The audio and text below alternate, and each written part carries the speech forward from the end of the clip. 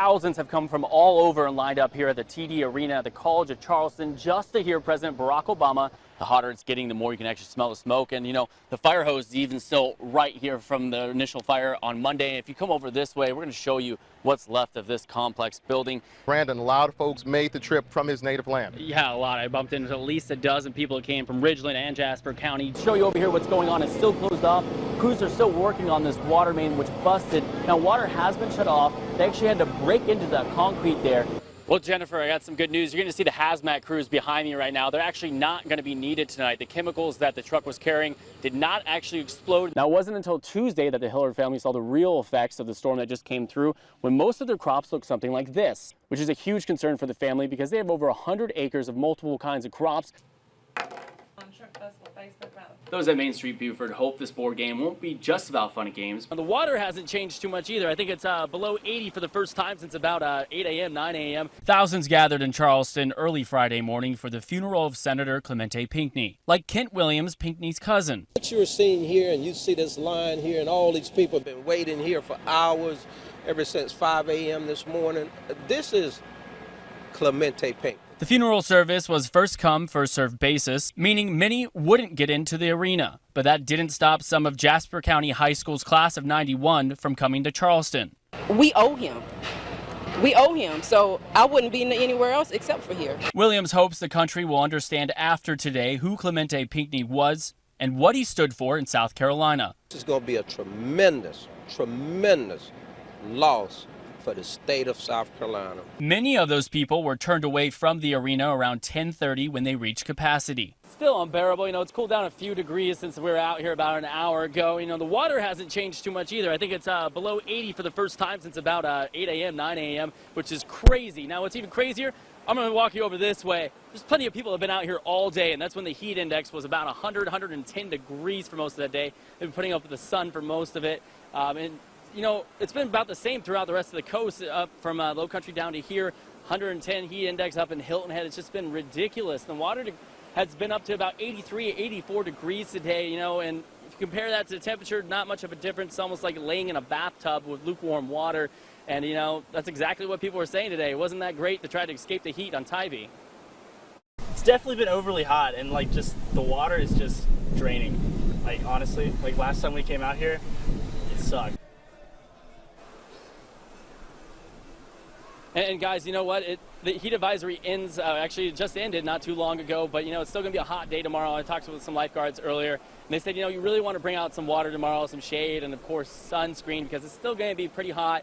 And Sunday, hopefully, that's when everything starts going down and we can learn to enjoy Tybee a little bit more. We have a couple new updates for you. Eastbound traffic on Gwinnett Street is now open, but westbound, we'll show you over here what's going on. It's still closed off. Crews are still working on this water main, which busted. Now, water has been shut off. They actually had to break into the concrete there. They're now draining the area to try to get to the pipe and see what might have actually caused this issue to happen. Now, I'm told this is one of the largest in Savannah at 42 inches. It's been in here for 27 years without any major issues.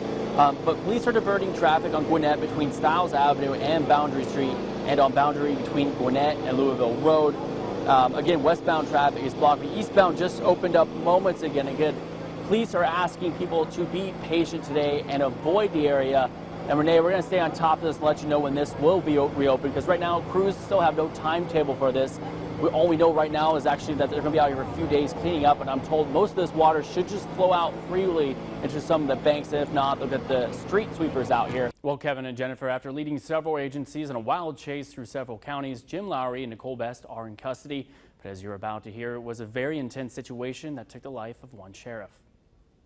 Around midnight, Toombs County Sheriff's deputies noticed a suspicious driver in the area while checking out an alarm call. They attempted to stop the suspect. The driver refused to stop, and a pursuit ensued. According to Georgia Bureau of Investigation agents, that's when the driver, 35-year-old Jim Lowry, and his passenger, 36-year-old Nicole Best, led deputies and Georgia State Patrol on a wild chase through Toombs County, crossing over into Montgomery County, where Sheriff Ladson O'Connor followed.